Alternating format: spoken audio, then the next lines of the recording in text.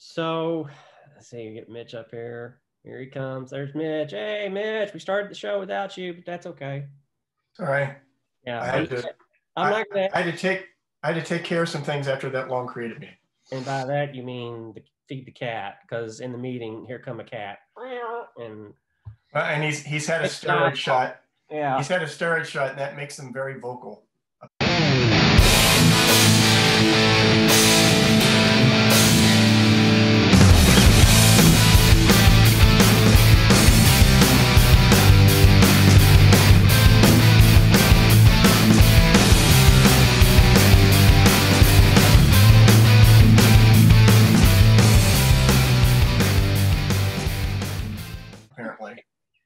Yeah, your cats can like meow incredibly loud. They've got distance.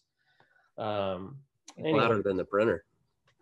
I'm never gonna let that die. We had to buy Mitch a chair because it got so annoying, because all you would hear is squeak, squeak, squeak, squeak, squeak. Hear that? Nothing. Yeah. So yeah, remote office equipment. That's been a fun thing to do during COVID. There's been a lot of stuff that, like, we're still like, what, 3 weeks away from the end of the year. Obviously, we're not going to be doing a podcast the week of Christmas, but so we got this show and the next week, and I think maybe the next week after that, and then that's it for the year. That brings us to 37 or 38 total shows, I think, for the year. Not bad. Starting in April. Full season. Yeah. Isn't it season one? Yeah, I guess you could say season one. We'll just keep rolling numbers forward. I think Christmas is exactly 3 weeks from today. Yeah. Is it? Yeah, I mean, I think everybody needs a nap. It's just... Nah, naps are for the weak. Babies. Oh my goodness. Yeah. Sorry about that. Yeah, everybody needs a nap, man. So I was looking through and watching like nerd news, going through YouTube. And there's this guy that does movie reviews, and he's really great. His name's Chris Stuckman. And if you haven't checked his channel out on YouTube, you should. But he does movie reviews. He's really good, very articulate, excellent, well-done videos. And the movies that he watches, I like. He's a nerd. So if you can't tell that by looking at his videos, you'll find out the moment you see his background. Because I try to be like nerdy with my background. And, he's got like a whole setup that I'm envious of. And but he kind of did a video where he talked about 2020, about how we all need a nap. Except Jonathan. Yeah, except Jonathan. We are all tired. The news and amount of information that's been hitting us at the rate that it's been hitting us has been a fire hose for quite a while, but it hasn't been as, I think for most people, it hasn't been as noticeable until this year, because COVID has put us all inside to make us more aware, stuck on our laptops or smart TVs, smartphones, whatever. And the information just is rolling over us like a tide. And, he made a comment like, yesterday's news, it's really not yesterday's news. It was 4 minutes ago. And it's kind of true. And he broke the news that DC has decided for all the 2021 releases for its feature films is going to be put on HBO Max. And so they're still going to release films in the theater, but they're going on HBO Max, and that's huge. So it won't be long before we see Disney Plus and Sony do the same thing. So, and keeping with this podcast, I mean, you're talking about an evolution. You have an entire industry having to pivot and evolve in this time because of how we consume entertainment. The other thing he brings up is a valid point is like, when you go to a movie theater, part of the ticket sales go to the studio to pay for the movie. And it doesn't really, a lot of that money doesn't get to the theater owners, so this could be a good thing for the theater owners, because maybe they have new agreements for next year, so they get more of that money for the patrons that go into it, but they'll have less people going as well because it'll be on HBO Max. But the point that he made that I completely agree with is the memorable experiences that we're going to lose by just online streaming. In evolution and in change, there's always a negative. And I think that's one of the biggest negative is that I was sharing with Mitch earlier, when Transformers came out in 2007, I sat in a theater and I know where I was sitting. And Chris Stuckman gives an example too. And as he was talking, I was like, yeah, I remember where I was sitting. I remember whether or not if I had a Coke or popcorn, and I remember the moment Optimus Prime's voice boomed and everybody went nuts. And, you know, you're not going to have that sitting on your couch at home. No. Mm-hmm. No. You know, I mean, well, binge is like, well, it's over. Next thing. Well, I mean, the interesting, I mean, you say that. I mean, I remember I had that same feeling. And there's a couple of movies really, but one that stands out in my mind is the first Star Wars. The first time I saw the first Star Wars in a big movie theater. I mean, there were so many visually impactful scenes on that huge, you know, what is it, 40 foot screen. You know, surround sound was a new thing back then. My concern is that you're devaluing the experience, dumbing it down for the home audience, because not everybody has a home surround sound system, let alone the enveloping experience that a movie theater is. Yeah. It's kind of, I mean, it's a little sad to me. Yeah. Do you think we'll see a spike in sales of theater chairs and surround sound systems? I think you'll see reservation. I mean, they already started reserved seating many years, like a couple of years prior to COVID. And that was already putting cinema advertising on notice that your time is either going to come to an end or you need to figure out something else. And, you know, we work with NCM on digital ads and stuff that, you know, we were going to do before COVID. And, but yeah, that's kind of been the shift for that. So I think, yeah, you'll see like reserved seating. I also think that theaters may want to, they'll probably invest in how the theater, like you just had rows of seats. I think that they're going to start putting intentional gaps between parties. So you may have 4 chairs, 6-foot gap, another 4, that kind of a thing. So I have to reserve the group or something. Yeah. You'll reserve a bank of seats rather than reserving individual seats. Yeah, exactly. Yeah. So, and that, to me, that seems like a makes sense, because then you could put plastic dividers between the folks that, you know, if they choke on a popcorn kernel, they don't, you know, I don't know. I'm just thinking outside the box and being happens every movie. Yeah, happens every movie. Yeah, you know, and then also maybe a covers, like, because there's always like that inevitable moment where somebody puts their feet up, you turn your head and there's a foot and you don't like that. But I think those people will probably stay at home and stream. I don't think they're going to pay the money to reserve a seat and annoy you by vaping and smoking on their phone and doing all that stuff. Chris Stuckman in his video, he even says that too. Should be an advertisement for this guy's channel.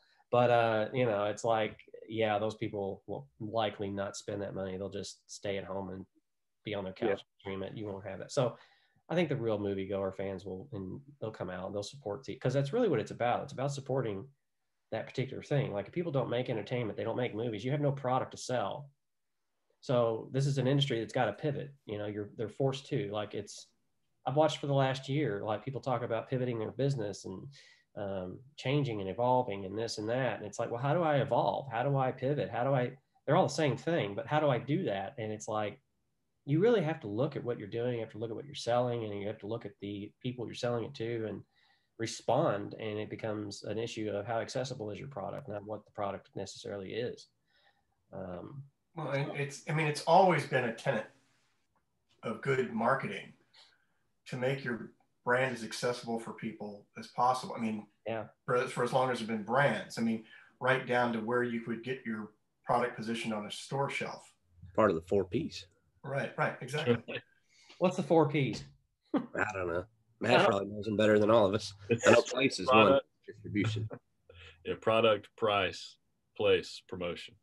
There you go. There you go.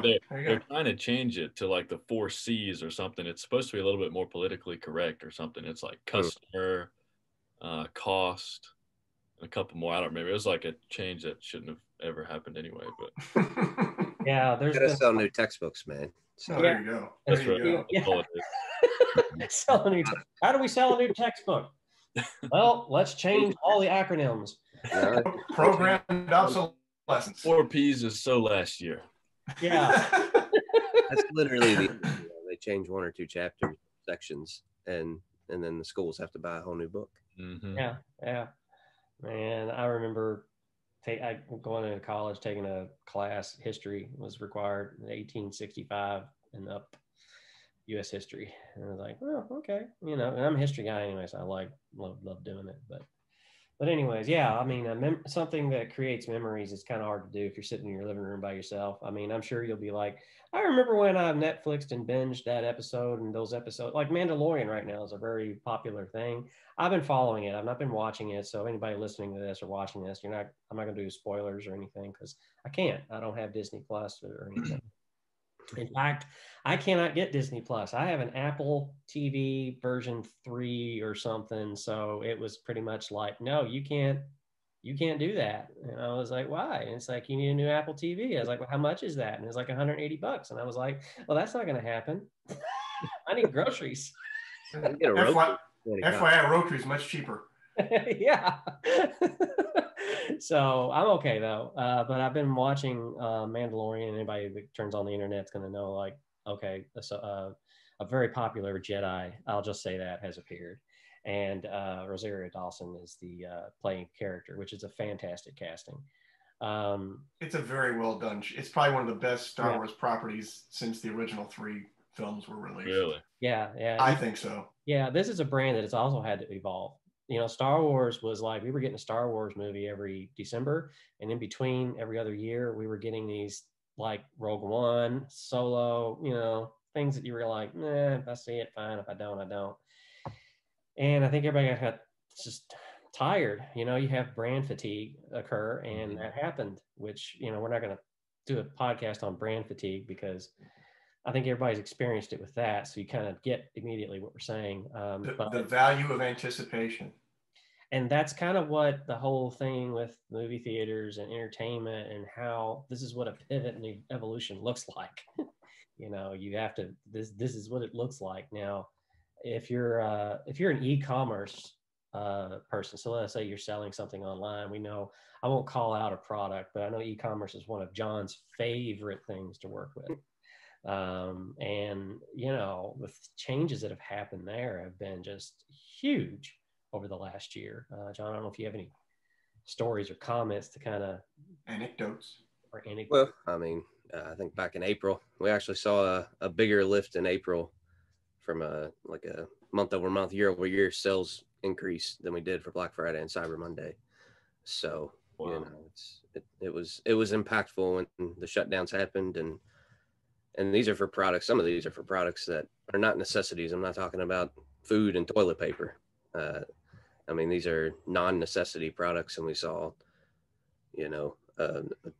revenue jump triple back in April and May. And then, there was a nice bump for Black Friday and Cyber Monday for sure, but it wasn't comparable to what happened in April. Circumstances forced people online. And you wonder, Jonathan, I mean, you may have read or seen information on this. Impulse buy. I wonder how much of that increased when people were forced inside and spend more time online. Yeah, that's a good point. Because I mean, those kiosks before you get to the checkout, they're there for a reason. It's kind of like, oh, I need batteries. Do you really? To make you really wish you left your kids at home. That's why they're there.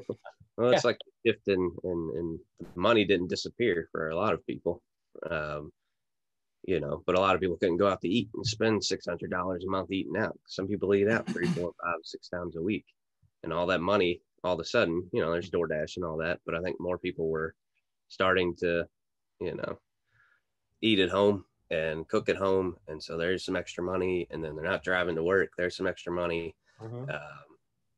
I think the income situation, although obviously there's a lot of unemployment between the stimulus checks and unemployment and all of that stuff, I think people just had more disposable income for a temporary period. I don't know what's going on at the moment, but I think that had a big impact back in April and May. And then anxiety and just this idea of being stuck in your house, like we need stuff to do. I think that was a big driver. Definitely from an impulse standpoint. Home improvement had gone through the roof. Went through the roof. Yeah. I mean, that was, you can usually follow home improvement by watching ads from like Home Depot. Like when the economy's good, they'll do home improvement ads. When it's slow, they'll do like, they'll gear more toward construction and contract builders and stuff. And, but yeah, a lot of people are doing home improvement projects, which for businesses online who are actively developing content to kind of go along with that. We talk about content anchors, which are very important. I mean, we'll keep, I think for the next probably few episodes, we'll be like hammering about content anchors and what is your content anchor for your company, for marketing, for awareness, because, ours is obviously this podcast, but some people may have a newsletter. Some people may have a how-to series. And I saw a lot of those come up, like with what you just said, cooking. I know a guy that does these videos. They were funny. And all of a sudden he does cooking shows and they're awesome. And he does them really well. And it's different from what he was previously creating. And then there's also people that do how-tos, and people watch that on how to do DIY projects around the house. And so stuff that's, even helping people become more aware of their anxiety and calm, are online and being, shared and things like that to kind of help everybody get through this is good for a brand to do as well. So I've seen a lot of that in the pivoting and in that. How you make money on that, I don't know. That's the challenge. Like, how do you take that into a conversion to make a sale is always the thing. I think for e-commerce, that would probably work out the best, because then you can kind of lead them into other products that go with that are related. Yeah. And I think for, we talk about e-commerce, but the higher level of that is just direct to consumer. And even thinking about the movie theaters are wholesalers in a sense, or retailers. They're the middleman. Now the movies are going directly to the consumer, which is what's happening across the board. That's the evolution of business today, not just, a brand or an industry. It's due to COVID. Every single thing is in some capacity having to go directly to the consumer. And, you can think of countless examples of brands doing that well right now and brands not doing so well.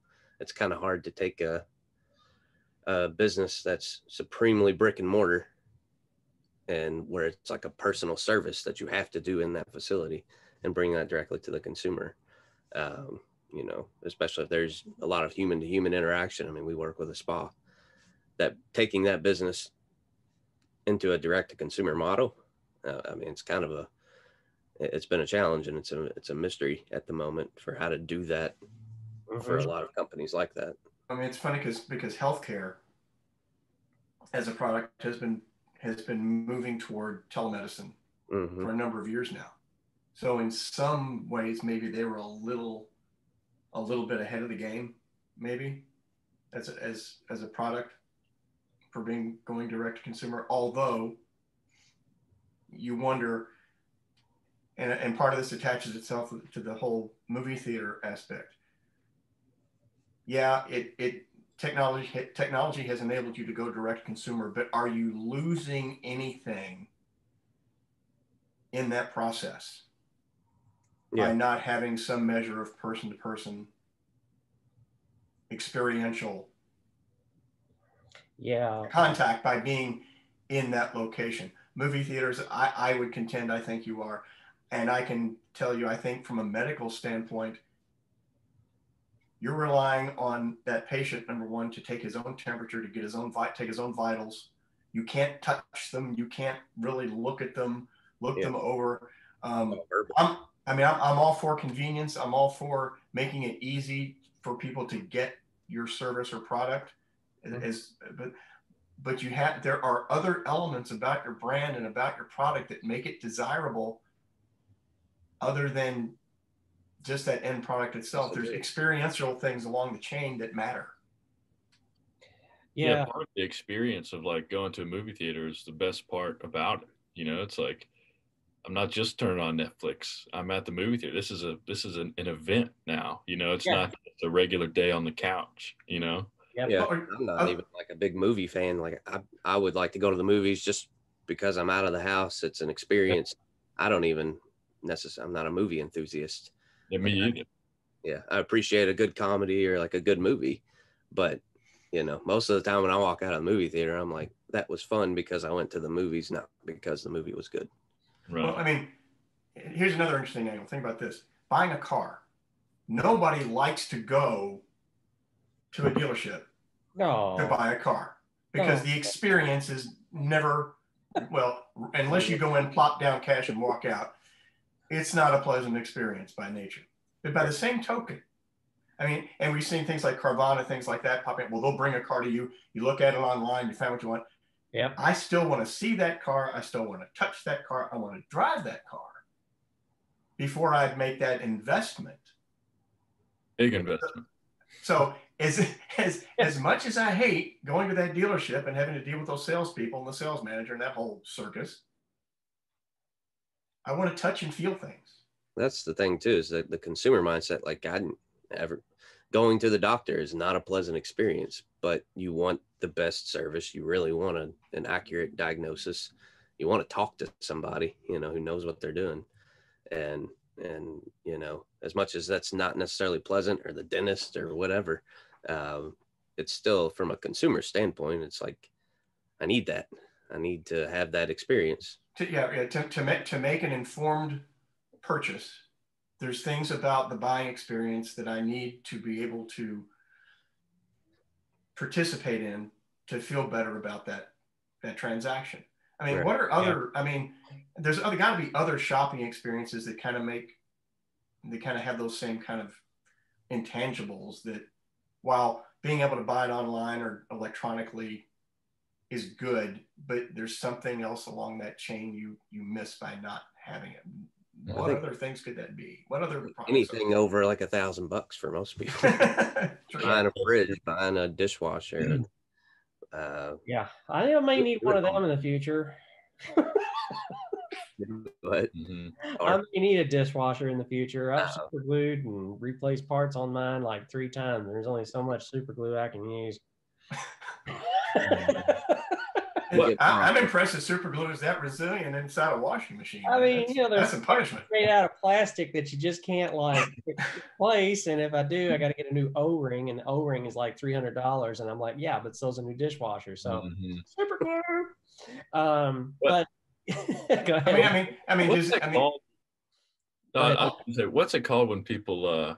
I wonder if this is going to grow, where it's like showroom shopping or something, where people go to the store to get that experience, but then they find it cheaper online. So they basically just go in and out of the store without spending a dime and purchase it online. I wonder, if that plays a certain role in the whole intangibles you're talking about, Mitch, with like. I bet it does with cars. Oh, yeah. That's what I would do for sure. The thing about it is, though, it's like what we talked about, like John brought up about how it's an event. Shopping for some people is an event, whether if it's for a purse, shoes. I don't mean to target the ladies, but you know what I mean. I mean, I've even done it. I've done it myself. It's a social experience. Yeah. Unfortunately, going to a comic book store. Every now and then I like to go to a comic book store, look at the trades, see what trades are out. I don't buy them anymore, but it's like you would go out and do that. Now we can just go to the grocery store. Like, going to the grocery store is the biggest event in anybody's life right now, unless you order groceries. Any of y'all order groceries, or My parents do? I have not yet. I thought about it. I needed some milk for the kiddo last night, and I was like, I could try to have it delivered from Kroger, but then I got on their app and I couldn't figure it out. So and I think there's purchase minimums. Yeah, well, there is, but it's like, it's $9 and change for delivery. And then there's the tip on top of that. So, you could be looking at like a $20 purchase could cost you $40. Well, the same with DoorDash and all those other. Well, that's that's the thing. Some of those providers are actually doing the delivery for Kroger. It's not like a Kroger employee getting in a car going, and then it's almost all Instacart. Yeah, Instacart's doing pretty much everything. Yeah. So I mean, you're covering the fee for that third party, and then it's kind of like, why is like if you have a business and you have a bunch of outsourced stuff, I mean, the outsourced stuff is really not profitable because it's outsourced. They're going to charge you a rate that's outsourced. And that's been something too that, when looking at like how to evolve during this pandemic, you all brought up with keeping in line with the whole experience thing and being in person, a lot of brands and a lot of business owners are struggling with how to make a connection to their customers, because customers want to know who they're buying from. They want to know who you are, and that person. Because websites are faceless entities. They're cold. They're not, you can put a photo on there and a profile, but at the end of the day, it's not a person, so a chat bot ain't going to do it either. Chat bots require an entire setup within your organization to have somebody monitor it, answer it, have a script or to know it. And in most chat bots you interact with, you can see they're all like AIs that have, answers already. And it's kind of annoying. I mean, it's really the digital version of when I was younger, and Mitch, when we get on the phone and you do this today and call the bank, press 2 for this, press 4 for this. And all you're doing is screaming into the phone, I want a person. And yeah, it's the same experience. Then they allowed you to hit 0 and speak to a person. Then they took that away from us. Yeah. So now you just hit 0 like 5 million times, and you're like, finally made it. And you get to that point where you finally you press any button that will get you possibly to a human being, whether or not that actual selection is pertinent to your question. Yeah. Like, I'm sorry, I know this isn't your department, but I need to talk to someone. Yeah. But we're people. We're made for interaction. We're not made to interact with artificial things. I mean, so that's an experience. And whether if it's shopping, movie going, whatever it is, you're creating an event, you're creating an experience. When you take a person out of that experience that's the representative of that brand, then it's just not as meaningful. It's not as memorable either. And that gets around, and it's kind of like, they have a great product, but I didn't really get to talk to anybody. So I didn't really have anybody to answer my question. Nothing to talk about. Yeah. Well, no experience to talk about. Right. And it's like, I mean, like I'm always preaching with you guys ad nauseum, you get tired of hearing about it. And that's the need to hit any, see, it's happening already. Hit that emotional chord that makes people act. Well, if you create distance that makes it difficult to make that connection, I mean, you're creating a hurdle for yourself, and you've created a challenge. And in this era we're in right now, that's the big challenge. How do you bridge that divide and still make that emotional appeal to your customers that makes them want to desire to reach out to you? Yeah. So it's not just a brand evolution. It's an evolution of yourself and how you represent yourself. I mean, I am an introvert. I was told a while back, Jason, you're a functional introvert, which basically means that I can do things like this. But if I walk into a room, I don't know anybody in there, I'm in the corner. I'm the guy that's like, I just somebody come talk to me. I don't want to, I'm not great at that. I get the feeling that, Matt, that's not you. I won't go on a long tangent. I think I'm kind of both, though, because I could enjoy being in the corner, but I also enjoy, being pretty social. So I'm kind of like Matt in that regard. I mean, Jason, we've gone to functions together. We've done networking events and things like that together. And I will admit, I'm uncomfortable approaching strangers, but sometimes that manifests itself in a little bit of a nervous energy that maybe works a little to an advantage. I wouldn't, it's not something I relish doing, but once I'm in the element, and once I am at heart, I think a little bit of a people person. Well, I like talking to people, but it's hard to make that first step. Yeah. It gets to my point to, like, people talk about pivot, evolution, this or whatever. How do you do that? Well, it starts with you. So I had to get out of my shell. I went to networking events, not to close a deal, just meet people. And sometimes I drug Mitch along because Mitch is he was a good buffer, because Mitch is a conversationalist. He can just talk about air and make it interesting. Just using you. Yeah. So, I mean, I wouldn't take John, no offense, but, John's a writer. You want to look good on paper and read well, he's your guy. You go to that guy, but he ain't going to go to a networking event. Put me at a networking event, I'm hanging out at the food table. Yeah. And that's the other thing too. You get free grub. Pick the event wisely. I'm making my way there through conversation. Yeah. But you learn how to interact. It's a skill. It's like anything else. You've got to practice it. You've got to do it. And in this age, if you own a business and you're not going out meeting people and talking to people, sharpening that skill, it's okay if you're an introvert, or you can be like me, a complete dork introvert that's like functional at times or whatever, or you can it could just whatever it is. You've got to go out and practice it. That's one of the things I miss networking, because it made me figure out how to walk up to somebody and go, "Hi, I'm Jason. Well, what do you do?" And it's like, even that first step can be difficult. It could be a very paralyzing thing. Like there's been business owners we've met, and John, you can attest to this. We've met them this year, and they're like, "Well, I own the company, but I'm not very,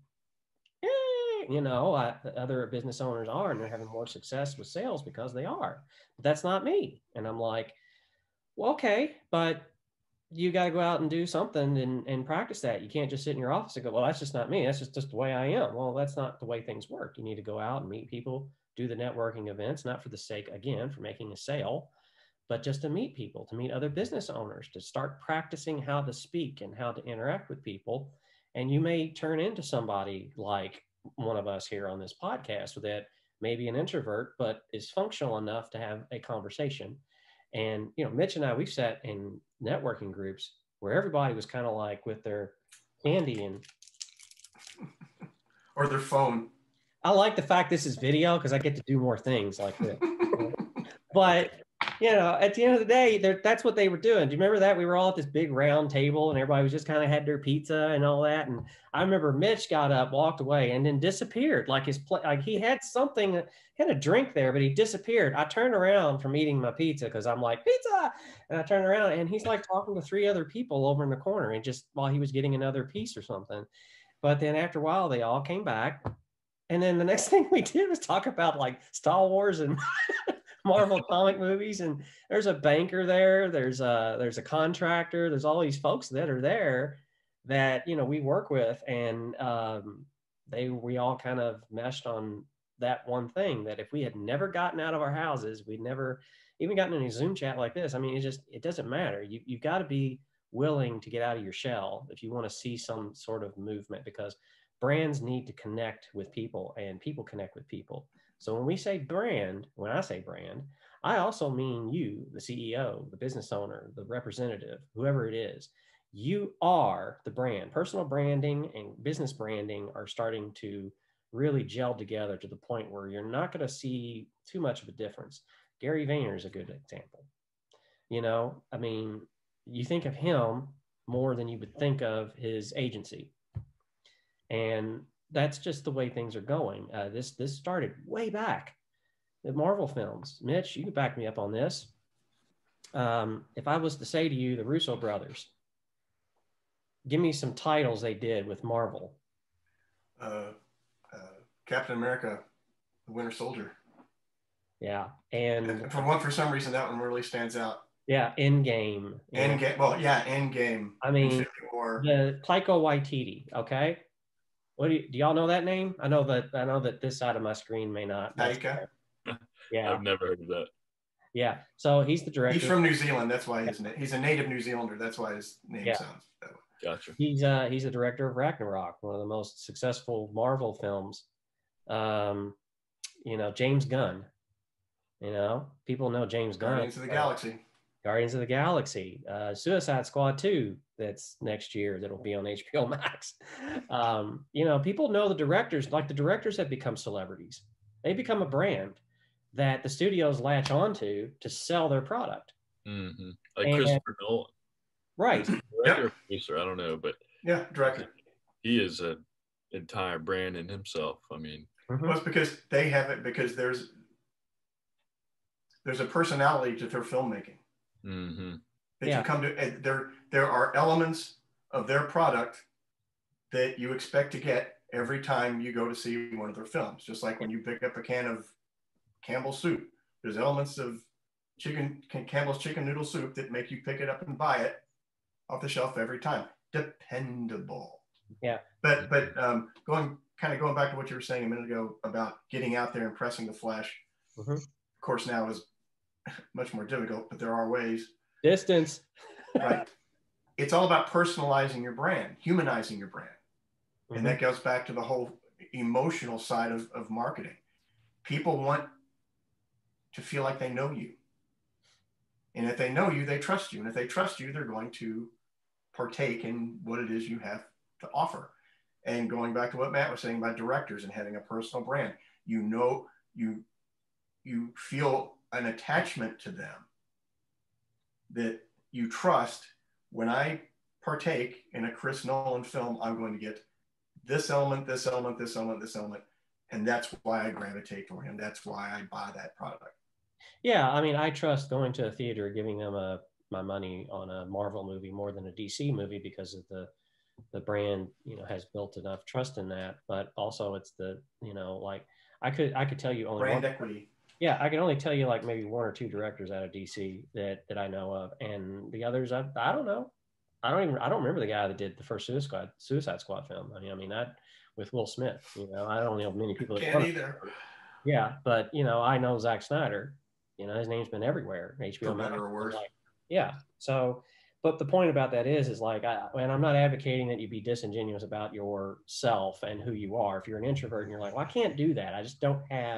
I can't be funny because I'm kind of like, and that's fine. You be you, but try to practice to be maybe a bit of smidge more.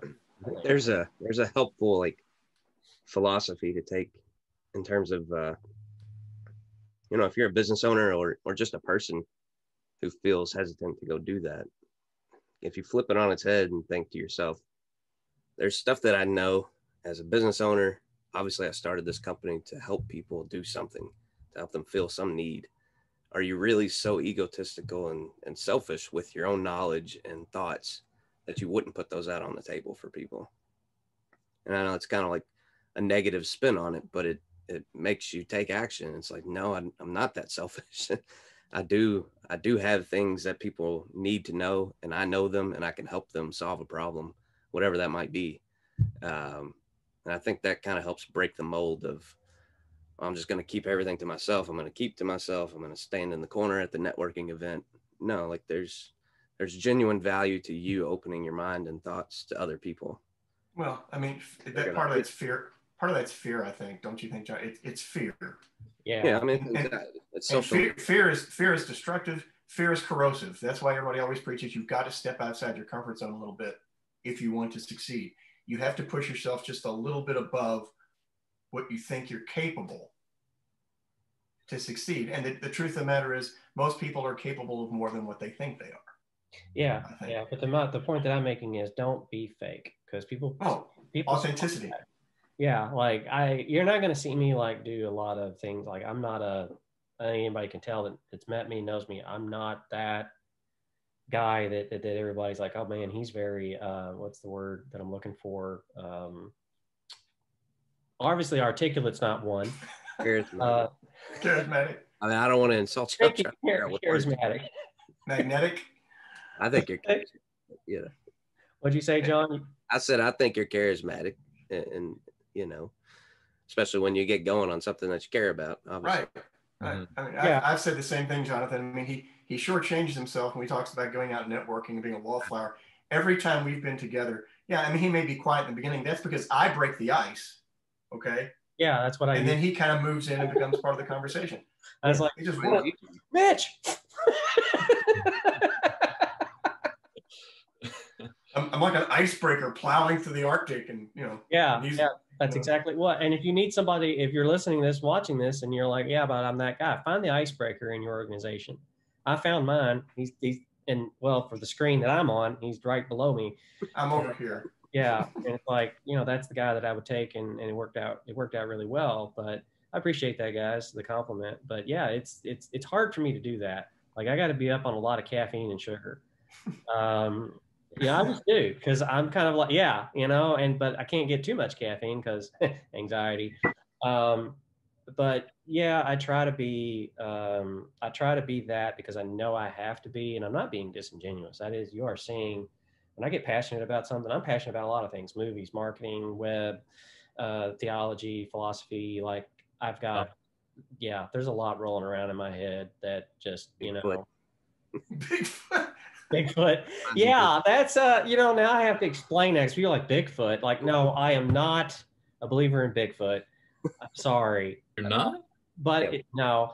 But I am a big fan of Finding Bigfoot. You have to love a show that has a guy whose name is that, I think, what was his name? Bubba? I mean, Bobo. That's his name. Bobo? His name's Bobo. Isn't that a clown? I have to watch a show where the guy who's hunting Bigfoot's name is Bobo, and he's like a big dude. He's like 6'4", 350 or something. I mean, he's a big guy, and he's going out there going, "Rrr," and I'm like, oh my gosh, this is like a party. That's the plot twist toward the end of the series. Yeah. He is Bigfoot. Yeah, so upcoming on the next NerdBrand podcast, we're going Bigfoot hunting. It'll be out in the woods, and we'll have cameras, and we'll put John at base camp, and Mitch will be out there going, breaking the ice for me to talk to Bigfoot. Anyway. There you go. So I did say that we were going to talk about Sony for a little bit. We got about 15 minutes left. Not that we have a limit on this thing here. We actually have a Zoom account, so we're good. But, I want to talk about Sony a little bit. What Sony products have been memorable for you guys? Because you talk about a brand that's evolved. Ooh, wow. This one's changed over the century. So PlayStation. Well, I don't know. I had a Walkman, the CD Walkman, I guess probably in middle school or yeah. Late middle school. What about you? Yeah, I would say PlayStation, but I guess I haven't really used a Sony product since I was a kid. I had a CD player. I was behind the game because MP3 players were out and then iPods came out. But I had a CD player when I was like 10 years old or something. That was Sony. And then I had a PlayStation 1 and a PlayStation 2. Since then, I don't think I've, bought like a Sony device or something, but got some good memories with Sony stuff.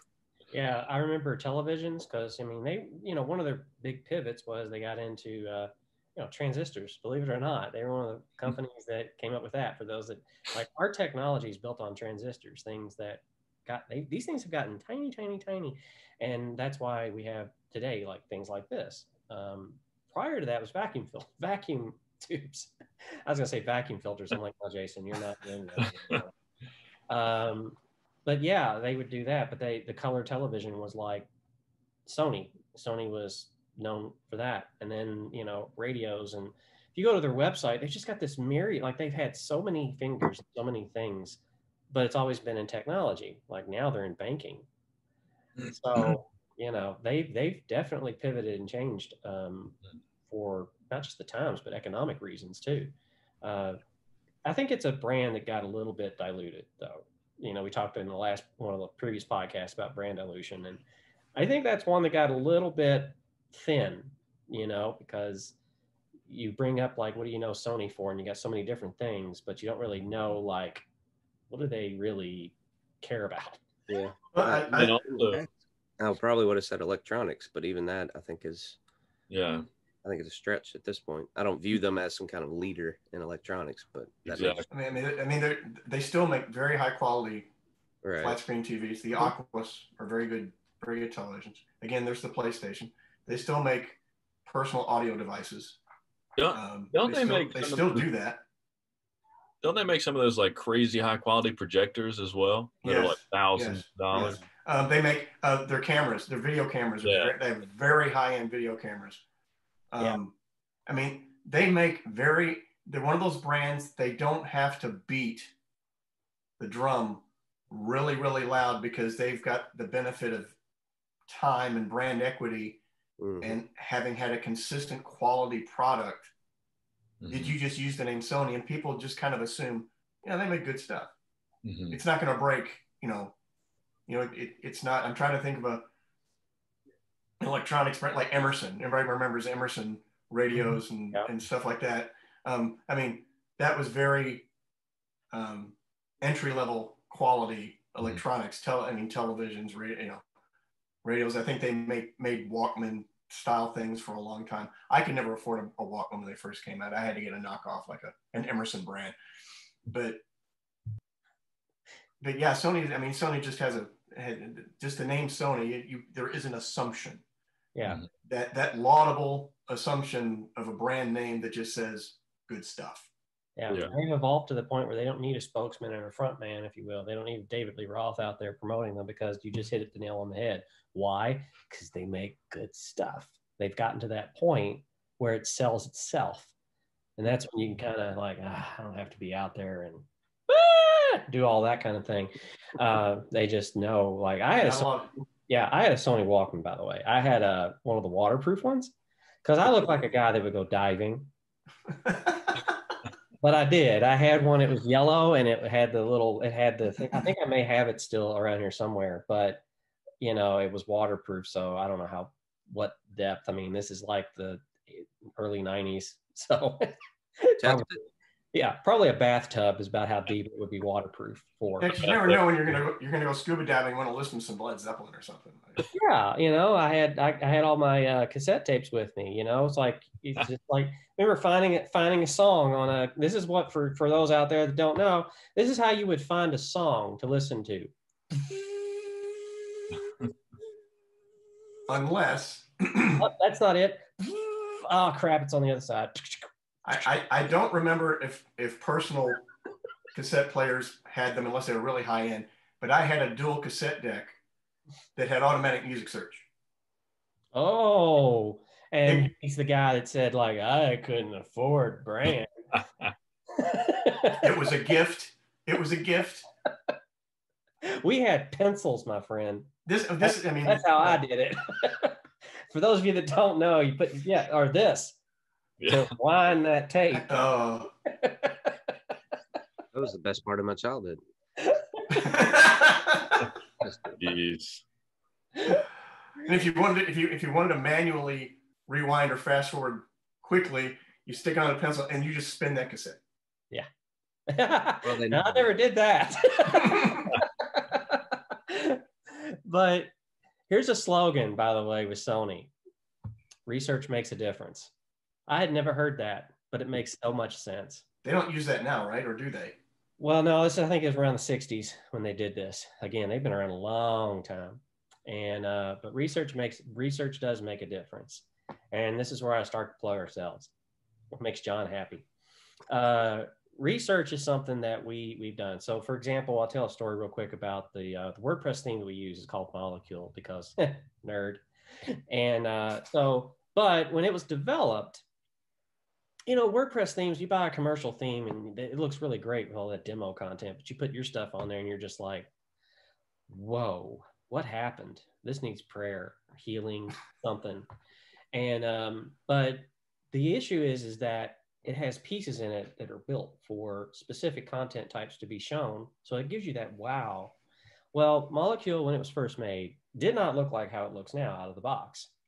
You know, it actually looked pretty plain Jane and, you know, and didn't really have an interior page header that was really big with the page description or the title, you know, in front of it like it does now. And the reason why it got to that point is because over 2-3 years of being used to develop custom-made WordPress sites, because that's what we do. We do custom development for WordPress sites. We don't buy a commercial theme. I'm the themer. I'm the WordPress front-end developer in the company. And so build it custom, use that for that. And I was like, well, I can take XYZ theme and make anything out of it. I mean, they're Legos at the end of the day. But Molecule, I needed something that I could work with, that I knew my own code. I didn't have to do somebody else's code because that's a nightmare. And that's why it costs actually more to work with that crap than if it does, you just come to me. But I started seeing like people wanted certain things. They wanted certain visual presentation of their content and things. So the research started, you know? So it wasn't a matter of me trying out code. Woo, look at that. No, it was people liked big images. People like seeing galleries in a certain way. People like seeing their header look like this. They like the footer with this, sidebars or no sidebar. And after a while, after 3 years of proving it and using it and selling it live and testing it, you have what you have today.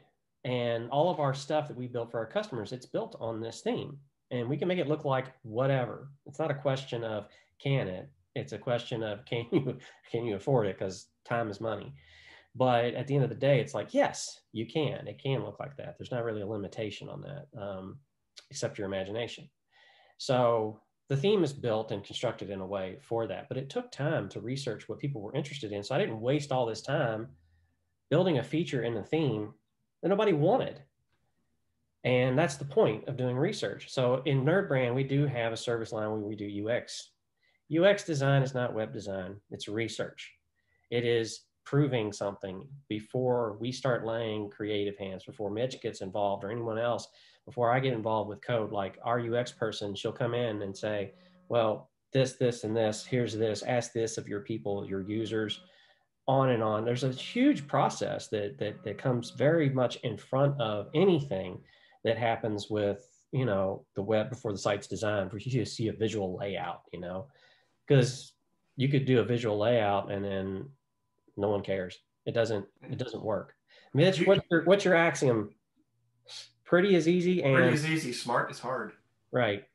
How many websites today have we seen with sliders on them? Not a lot, for a reason. They used to be the big deal.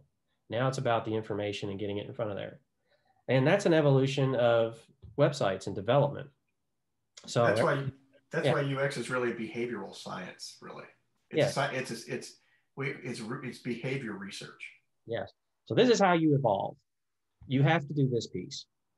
Before you just start slapping things out there, you got to take the time to kind of invest in this. No, it's not. I understand it's not cheap. And it's hard to kind of wrap your head around, what am I actually buying? Trust me, you're going to see something out of this. You're going to see something that works and proving it. You can go to nerdbrandagency.com, check out our portfolio and our case studies and see some of the proof of that we've done before. It works because now you actually have determined tactical intention of what you're trying to prove, what you're trying to do. And at the end of the day, we always want more customers, more sales, more money in the bank. I get that. But you're not going to get there if you just keep doing stuff. Like one of the things that I have found, and you guys can chime in on this anytime you want, digital marketing has made me do that. And it makes everybody else do it too. Now, or just shake your head. Yeah. And there's always this new thing. So I'm not proposing this new thing called UX research. It's actually been around a while.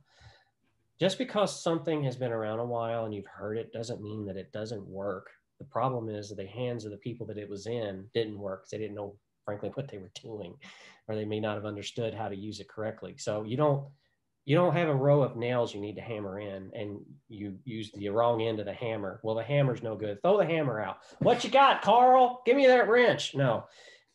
Use the hammer right. The tool's fine. It's still the same engine. It still works. So websites, ads, all the pieces in digital marketing, we're going to offer to you too. It's how they are used that makes the difference. And that same philosophy goes through with any marketing medium you work with. I mean, it's the right tool for the right job to accomplish the right task. I mean, at the right time. And research, that's what the research is all about, to determine all of those things, right down to what tool you use John, to accomplish that task. There's a saying, there's something you always say with marketing, like your passion is to alleviate.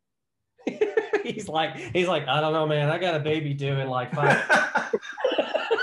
You want me to use my memory right now. That's good. It's okay. John has a little girl on the way, by the way. So that's why. 11 days. Yeah. Maybe. Yeah. 11 days. Man, your world is like, it's almost going to happen. I don't have a memory. We have ClickUp. I'm kind of with you, Jonathan. Yeah. John's goal is always to take away the stress of the marketing from you as a business owner, because you should be about your business. If you're a car dealer, you should be out in the lot selling cars. You shouldn't be on your website going clicky clicky. I wonder about. No, that's not. That doesn't make you money. There's a lot of organizations right now that are like, I don't have money. Why not? Well, stop doing what you're doing. You need to go out and do the thing you're good at, just like we do. Like there's that, and focus on bringing it in holistically. That's one thing that we, of course, always preach. You can't have your front office administrator handling social media, and then a random contractor doing ads, and somebody else over here designing some things, bring it in under either in-house or hire an agency that can handle most of it or all of it. Because you're not going to get results out of 4 people who are operating independently doing different marketing tasks. It's got to be, straight on the same track, on the same train. And that's a big to me, I think if most businesses adopted that mentality and really figured out a way, because I know it's a resource issue, if they figured out a way to get the resources to put everything on the same track and the same train, they would see the results pretty quickly. Yeah. Yeah. And when working with us, we work on a retainer basis because it's easier to consume it. It's easier to scale up and down. It's a dial like on a radio. You know, it's like, well, right now I can only do this. Okay, then we're going to do that. And then you're like, okay, well, that worked really well. Now I got more orders in. What do I do? Well, we turn the dial up is what we do. And then you get that easier. And then it could also grow. So, but it's growth, like steady growth. It's not like a tumor. Well, it's like an evolution. It's one thing at a time, and that's one thing I think as we're kind of closing things out to emphasize is, especially in what we do, there's not a stopping point. It's not like you work with an agency or you build a website for 3 months and then you launch it, and then that's your website for 3 to 5 years, and then you come back after 3 or 5 years and do something else. No, it's once you launch it, within like a month to 3 months, you're back in there, tweaking things or launching a new page or service or whatever. It gets adjusted. Oh yeah, it's an evolution. Think of it as a little piece by piece evolution, and you should never be stopping, especially with a brand or a digital presence. If you do that, you're stagnant, and people stop paying attention to you. Well, it's like it's like what we'll tell people when we meet with prospects, Jonathan. We're not going to build you a thing and hand you a thing that we've done it once and you walk away. Your marketing and your advertising and your branding, it's an organic, living, breathing thing that grows and develops with the life cycle of your business. And the nice thing about the digital age is you're not just putting material out there for your clients and prospects to consume. You're getting feedback from them via your marketing and your advertising and your website. You're getting information back from them that helps you to fine tune and more closely tailor your brand, your message, and even your products and services to better fit with your prospects and your customers. Yeah. That's why we build machines that are continually optimized as the life cycle of your brand goes on. That's why it's not a race where there's a start and a finish line. It's a marathon. You're continually moving. You're continually moving and adapting in the marketplace, because not just because your business is, your competitors are too. So you have to be able to think ahead. You have to be able to react. That's why it's a continuum and not just, okay, here's a thing and here's your marketing thing. Good luck and have a nice life. Yeah, well, and also to kind of like what you said, like it's a marathon, but it's actually a never-ending marathon. Like there's no trophy you're going to get in business or what you're doing. You're never going to end up with a medal. Success. You're never going to have an award. This is always a continuous race. Now, there's no end. You know, the end comes when you hopefully get to retire, maybe, but you know, this is the way it is. So we're talking about conversion rate optimization is what this sounds like. But it's applied to your website. It's applied to your brand, the messaging, your advertising, your marketing. Conversion rate optimization is usually thought of in the realm of, you know, your website or your marketing, but it's actually the whole thing, you know, because if the messaging and your branding and advertising is off, which that's what NerdBrand is, branding and advertising agency, that's off. No one's going to click. No one's going to pay attention. No one's going to trust it. No one's going to interact with it.